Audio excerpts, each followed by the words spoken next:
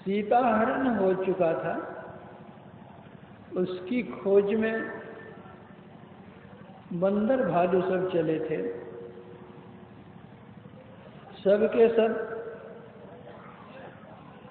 समुद्र के किनारे पहुंच गए थे। पता चल गया था कि सीता जी रावण पालित लंका की अशोक वाटिका में।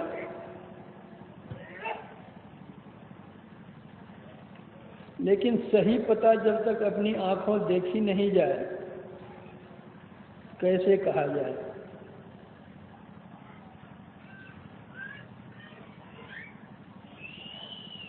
अपनी आंखों कोई तभी देख सकते थे जबकि 100 योजन समुद्र का लंघन वे करते थे। जामवंत, हनुमान, नल, नील, अंगद सब के सब वहां थे।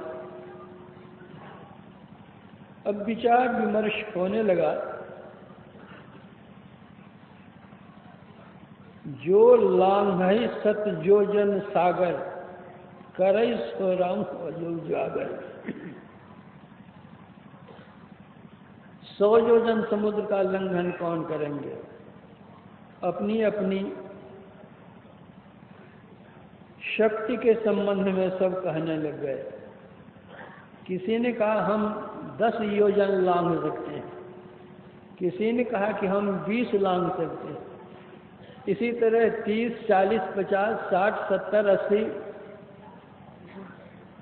90 योजन तक लांघने वाले उसमें हुए। कहा जब तक 100 योजन लंघन नहीं होगा तब लंका पहुंचा जाएगा कैसे? तो अंगद ने कहा कि मैं तो 100 योजन लांघ करके लंका जा सकता हूं, लेकिन उधर से लौटने में शंका है। अंगद कहा जाऊं मैं पारा, मन संशय कछु फिरती बारा। तो कहा कि तुम जाओगे ही, वहां पहुंच जाओगे भी, लेकिन तुम लौटोगे नहीं तो फिर समाचार कौन बतलावेगा कि क्या है?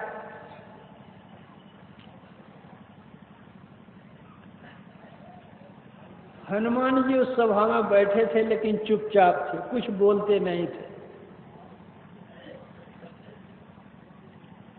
जामवान ने कहा कि अंगद तुम नहीं जाओ। हनुमान जी से जामवान ने कहा, जामवान कह सुन हनुमाना, क्यों चुप साधी रहा बलवाना। राम काज हित तव अवतारा, सुनित ही भयो पर्वताकारा। अरे तुम इतने बड़े बलवान हो, चुप साध करके बैठे हुए हो। तुम्हारा अवतार तो राम काज साधने के लिए ही हुआ है, चुप क्यों बैठे हुए हो? इतना कहना था कि सुनते ही भयो पर्वताकारा, विशाल रूप अपना उन्होंने धारण कर लिया और कहा कि जामवान बतलाओ, लंका जाकर मैं क्या सब करूं? रावण को मार दूं या पकड़ कर ले आऊं या समूची लंका को समुद्र में डुबा दूं? क्या करूं? बोलो, जो तुम कहो वही करने के लिए मैं तैयार हूं। अपने बल पौरुष को वे भूले हुए थे। जामवान ने याद दिला दिया तो पराक्रम में जग गया। उसी तरह सब ज्ञान, ध्यान, योग, जब तब की बातें तो आप लोगों में भरी हुई हैं, केवल याद दिलाने के लिए मैं आप लोगों को कह रहा हूं।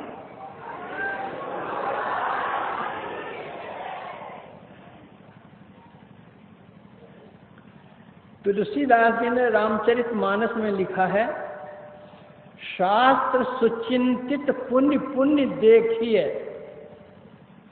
भूप सुसेवित बस नहीं लेखिए। राखिए नारी जदपि उर माही, युवती शास्त्र नृपति बस नाई। भगवान बुद्ध ने कहा है, शास्त्र को पुनः पुनः नहीं देखना, वह शास्त्र का मैल है। नित्य प्रति झाड़ू बुहारी घर में नहीं करना, वो घर की मैल होती है। आलस्य भी मैल है। दुष्चरित्र नारियों का मैल है। इसलिए शास्त्रों को पुनः पुनः देखना चाहिए।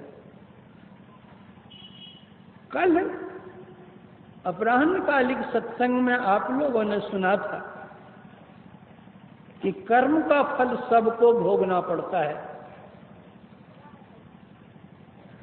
कोई भी हो, कर्म प्रधान विश्व रचि राखा, जो जस करई सो तस फल चाखा।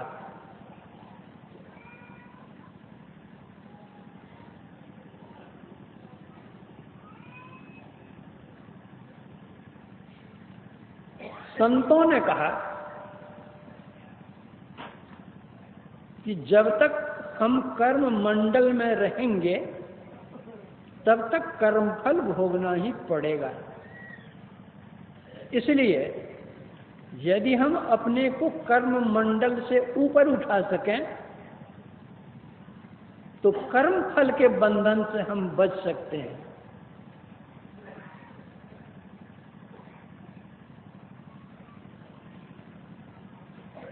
स्थूल, सूक्ष्म, कारण, महाकारण, ये जड़ मंडल जो है, जड़ात्मिका प्रकृति जो है, इसके अंदर जब तक रहेंगे तब तक कर्म बंधन में रहेंगे।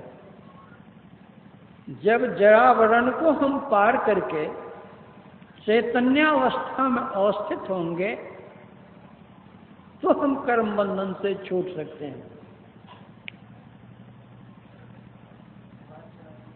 जगह दीजिए, ठीक बैठिए, ठीक से बैठिए।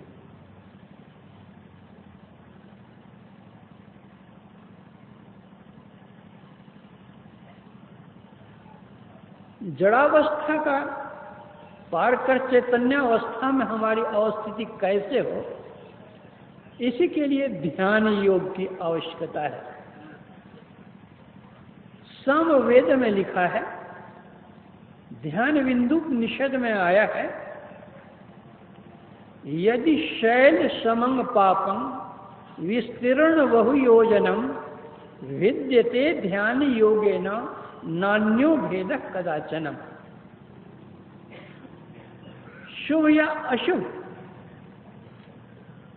इन दो कर्मों में से किसी न किसी कर्म को हम करते ही हैं। ऐसे भी कोई नहीं कहे जा सकते कि जो सदा शुभ ही शुभ करते हैं, या ऐसा भी नहीं कहा जा सकता जो अशुभ ही अशुभ करते हैं। कुछ न कुछ शुभ और कुछ न कुछ अशुभ, ये कर्म सबसे होते हैं। लेकिन जिनसे अधिक शुभ कर्म होते हैं उनको हम पुण्यात्मा कहते हैं, और जिनसे अशुभ कर्म अधिक होते हैं उनको हम पापात्मा कहते हैं। लेकिन होते कर्म दोनों सबसे हैं। इन पाप और पुण्यों से हम ऊपर कैसे उठें, इसी के लिए ध्यान योग है। पाप का बंधन यद्यपि लोहे की जंजीर के समान है, तो पुण्य का बंधन भी सोने की जंजीर के समान है। आखिर दोनों जंजीर ही जंजीर है।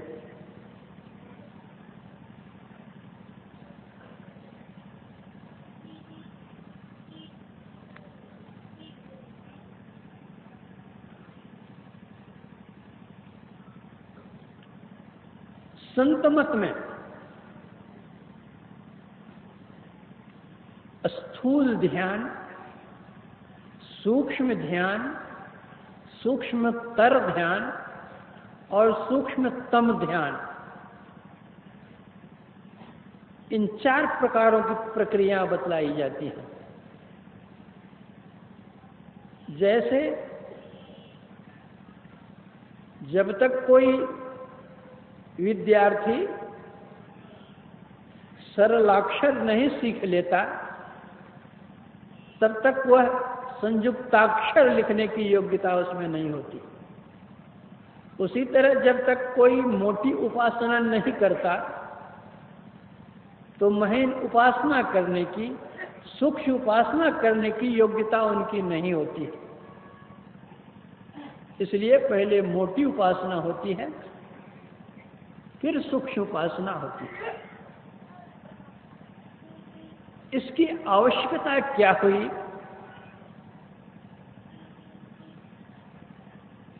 संतों ने इस संसार और शरीर को विभिन्न दृष्टियों से देखा है। शरीर और संसार की एकता है। विश्व ब्रह्मांड का ही यह एक लघु रूप है। शास्त्र कहता है ब्रह्मांड लक्षणं सर्वा देह मध्य व्यवस्थितम्। आप संसार में जितना जो कुछ देखते हैं वे सब कुछ इस शरीर में भरा पड़ा हुआ है। इस शरीर के जितने स्तर हैं संसार के भी उतने ही स्तर हैं। शरीर के जिस स्तर पर जब हम रहते हैं संसार के भी उसी स्तर पर तब हम रहते हैं। शरीर के जिस स्तर को जब हम छोड़ते हैं संसार के भी उसी स्तर को तब हम छोड़ते हैं। इस प्रकार यदि हम शरीर के सभी स्तरों को पार कर जाएं, सभी तलों को पार कर जाएं, तो संसार के भी सभी तलों को पार कर जाएंगे। तब न तो शरीर में आना होगा न संसार में आना होगा, आवागमन का चक्र छूट जाएगा। इसी के लिए ध्यान योग की आवश्यकता है।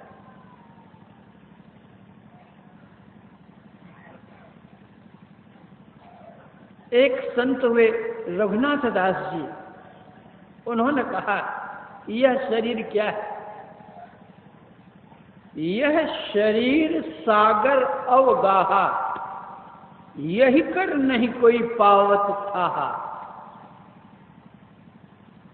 अंतर उलट निरेख जोई, आवागमन मिटावे सोई। संत कबीर साहब ने कहा कबीर काया समुद्र है, अंत न पावे कोई। मृतक होई के जोर है, माणिक लावे सोई। किसी ने संत कबीर साहब से पूछ दिया कि आप तो कभी मदरसा गए नहीं पढ़ने के लिए, स्कूल कॉलेज यूनिवर्सिटी कभी गए ही नहीं, और आप इतने बड़े विद्वान कैसे हो गए? तो कबीर साहब ने उत्तर दिया, मैं मरजीवा समुद्र का डुबकी मारी एक, मुट्ठी लाया ज्ञान की जामे वस्तु अनेक। डुबकी मारी समुद्र में निकसा जाए आकाश, गगन मंडल में घर किया हीरा पाया दास। कैसी बात? डुबकी मारी समुद्र में और निकसा जाए आकाश। समुद्र में कोई डुबकी मारेगा तो पाताल चला जाएगा और रसातल को जाएगा, लेकिन इनकी डुबकी कैसी है कि समुद्र में डुबकी मारते हैं और आकाश में निकलते हैं। वह कौन सी डुबकी है? यही डुबकी की कला बतलाता है संत मत। यह शरीर क्या है?